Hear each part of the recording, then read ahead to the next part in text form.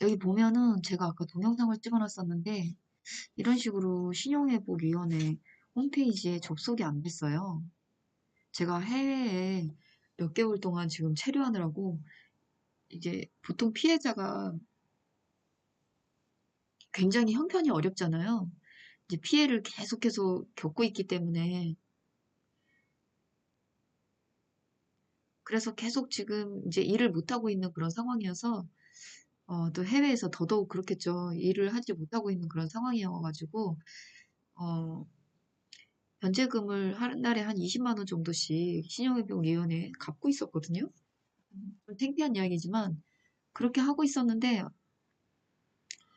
뭐 제가 가난하고 싶어서 가난한 게 아니라 억지로 주어진 가난이기 때문에 아무튼 이런 식으로 계속 접속이 안 되더라고요. 음. 그래가지고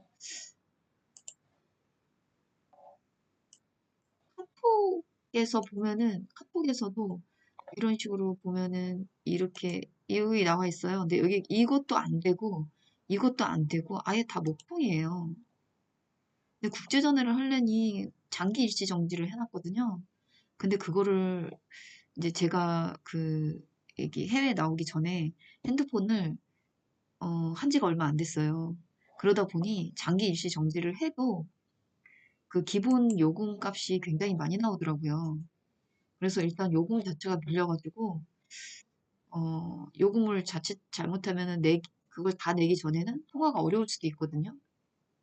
그래서 또 괜히 장기 일시 정지만 풀어놓고서 그거 또 다시 장기 일시 정지를 또 해야 되는데 그게 또 그거 자체가 어려울 수가 있어가지고 그래서 어떻게 해서든 사이버 지구에서 상담을 받아보기 위해서 그리고 이제 어플을 통해 가지고 그 유예 신청을 하면 된다고 하더라고요. 챗봇 상담을 해도 되는 것인데 둘 다 지금 너무 안 되니까 답답한 거야. 안 되고 있어요. 이거는 되는데 이거는 그냥 영상 보기라서 뭐 필요 없는 거고 이거 하고 이게 돼야 되는데 너무 답답한 거죠. 전화만 해야 된다는데 지금 국제 전화가 지금 이게 여기에 지금 보니까 실효될 위기에 지금 처해져 가지고 실효 예정 안내라고 하면서 이렇게 왔거든요. 빨리 전화 통화를 하고 막 이렇게 해야 되는데 이게 지금 전화 통화도 안 되고 그래서 너무 답답해가지고 이전에 카카오톡 채널로 들어왔어요. 채널로 들어와서 가장 첫 번째 그 게시물에다가 댓글이라도 달아놔야겠다. 너무 답답해서 이렇게 생각해가지고 뭐 네이버 블로그 거기 홈페이지도 달아놓고 이랬는데 여기 보면 음, 제가 여기에 좀 사람들이 상당히 많이 댓글을 이렇게 달았죠. 음, 아마 그 이 윤성현이라는 이름은 제가 피해자 중에서 한 번 본 적이 있어요. 한 번 피해자 중에서 본 적이 있었고 윤성심이라는 이름으로 예전에 그 피해자 중에 또 한 명 윤성심이라는 계절 한번 봤었는데 약간 이름이 좀 비슷한 이름이어서 음,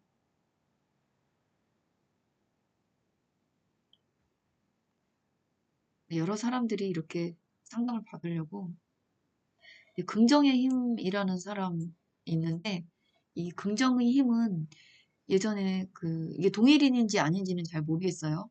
그런데 예전에 쿠팡에서 일했을 때에 그 같이 일하던 그 택배 기사 중에 한 사람이 긍정의 힘이라는 이 아이디를 써서 카톡으로 이렇게 등록이 된 적이 한번 있었어요. 전화번호를 어쩔 수 없이 이제 근무하다 보면 서로 주고받아야 되는데 그러다 보니 카톡에 자연적으로 이렇게 떠올라 있더라고요.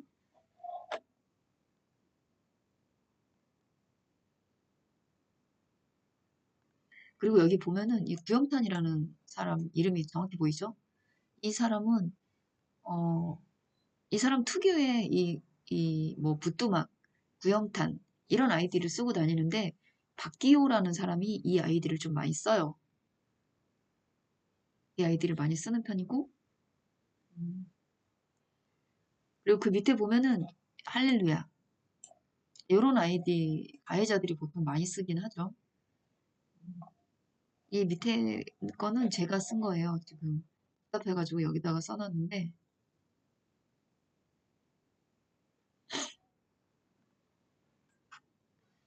이런 식으로, 어, 저는 좀 약간 그렇긴 하죠. 왜냐하면 지금까지 이 가해자들이 예를 들어서 제가, 어, 창녕에서, 창녕에서 서울로 처음에 이사를 왔을 때, 창녕에서 서울에 처음 이사 왔을 때 미싱 공장에 취업을 했었어요.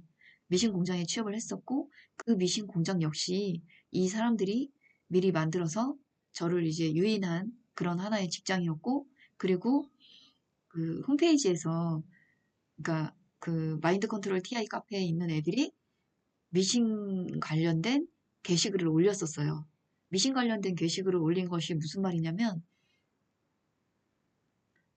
그러니까 제가 예를 들어서 농사를 짓잖아요. 농사를 짓는 일을 하거나 이러면은 그 TV 같은 데에서, 그러니까 복장이나 이런 거 똑같이, 그러니까 시골 할머니들 보면 이렇게 동그랗게 이 그 이 다리 사이에 끼어가지고 스펀지로 이렇게 두껍게 된 의자 같은 게 있어요. 가지고 다니면서 이렇게 앉아서 또 반 매다가 또 조금 가서 또 앉아서 또 반 매고 이렇게 하는 거 있거든요.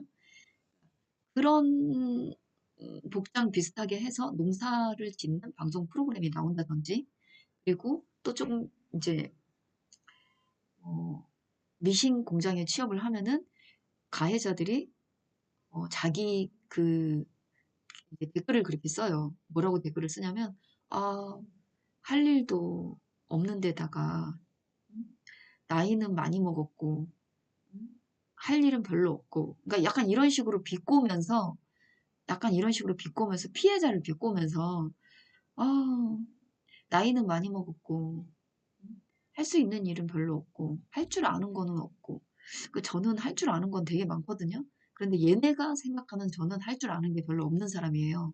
그래서 할 줄 아는 것도 별로 없고 무엇을 하고 살아야 할지, 신학대학을 가야 될지, 아니면 그냥 공장에 들어가서 미싱이라도 배워야 할지, 이러면서 댓글을 써요, 이제. 이제 뭐 부모님이 양장점에서 일을 하셨는데, 뭐 그러면서 패턴 이 가다 있잖아요. 그 미싱을 하다 보면 그 패턴 가다가 있어. 그 패턴 가다 같은 것을 게시글에다가 넣어가지고 그 게시글을 이렇게 올리는 그런 이제 짓을 하고 이러면서 따라다닌다라는 것을 계속 감각적으로 심어줘요. 그 다음에 피해자가 페이스북에서 활동을 해야지라고 생각하면 페이스북에서 막 이제 그 어떤 게시글들을 올려놓는다든지 이런 활동들을 해왔었거든요.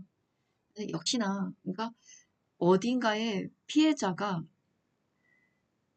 이제 피해자의 모든 동선을 다 미리 알고 있기 때문에 피해자가 어떤 홈페이지에 접속하게 될 것이다. 아, 너가 지금 상황이 이러이러하니 이런 홈페이지에 접속하게 될 것이다. 한 이틀 전에 이제 아들과 대화를 했거든요. 그런데 아들한테 이제 대화를 하면서 제가 그랬어요. 아, 신용회복위원회 그거 빨리 상환 유예 신청을 해놔야 되는데 이거 큰일 났네. 그랬더니 아들이 그게 뭐야? 이렇게 물어보는 거예요. 그래서 신용회복위원회라는 게 내가 있는데 엄마가 어찌어찌 이런 피해를 당하다 보니 계속 열심히 직장을 구해서 계속 열심히 정말 일을 했지만 얘네가 계속 직장에서 자꾸 두들겨서 몰아내고 두들겨서 몰아내고 이런 짓을 하다 보니 아무래도 좀 정서적으로 많이 학대를 당하게 되고, 그러다 보면 한 번씩 직장 칠 때마다 좀 쉬게 되고 이런 경우도 있고 이래서 내가 돈을 벌지 못하고 조금씩 조금씩 생활비가 자꾸 조금씩 조금씩 밀리다 보니까 한 1,000만 원 정도 빚을 졌는데, 그것을 신용회복위원회에 가서 신청하고서 한 달에 20만 원 정도씩 면제를 하기로 그렇게 되어 있었거든.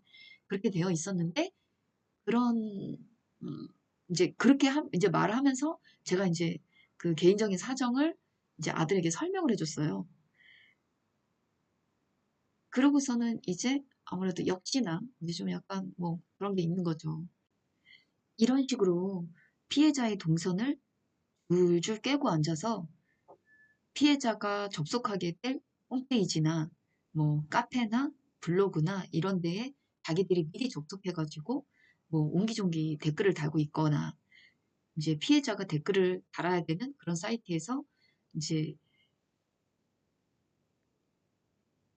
그러니까 뭐 이제 하여튼 뭔가 피해자의 활동을 이제 방해하고 있거나 비꼬고 있거나 뭐 이런 경우가 상당히 이제 많았었고 그게 피해를 보는 어떤 상당히 심각한 그러니까 피해자 입장에서는 알지도 못하는 사람들이 지금 계속 따라다니고 있는 거잖아요.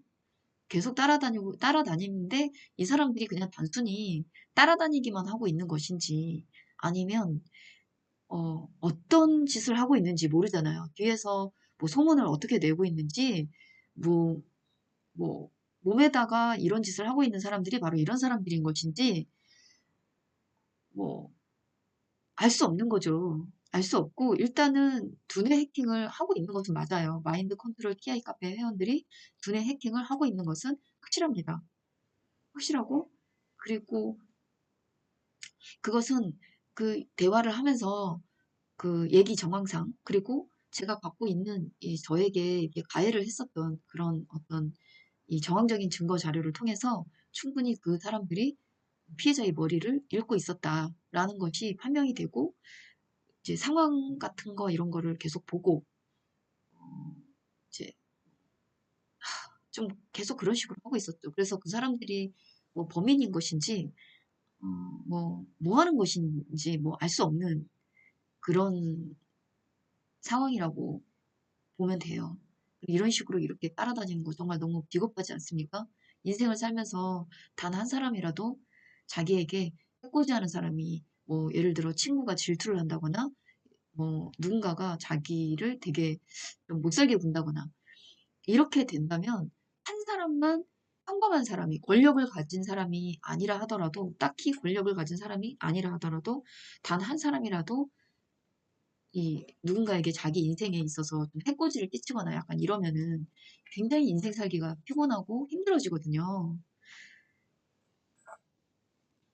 뭐 자기는 아무 생각이 없는데 어떻게 하다가 뭐 안 될 일도 도움을 받는다든지 하면 인생도 굉장히 찌질한 사람이라 하더라도 인생이 어느새 술술술술 풀려서 정말 그 자리가 사람을 만들고 그 상황이 그 사람을 만든다고 진짜 아무리 그막 뭐 처음부터 찌질한 사람은 없겠지만 굉장히 어렵고 막 이렇게 하고 다녔던 사람들이 그런 어떤 그 이제 그런 상황에 어려운 상황에 놓여져 있다가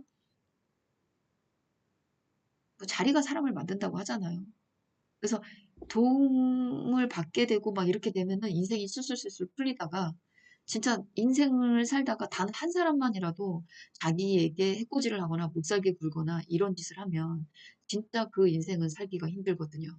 그런데 정말 이렇게 떼거지로 쫓아다니면서 정말 이렇게 진짜 이렇게 물고 늘어지면서 못 살게 구는 그런 짓을 하는 것이 바로 이 범죄의 핵심이라고 할 수 있고 진짜 이 사람들 너무 비겁하고 나빠요.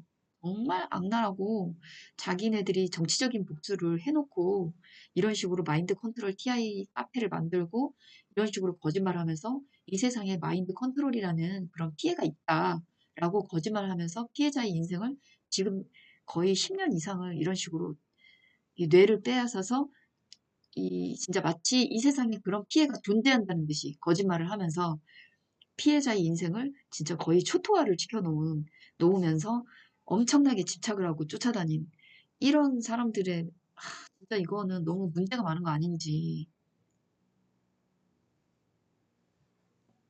그런 힘겨운 싸움을 해나가고 있습니다.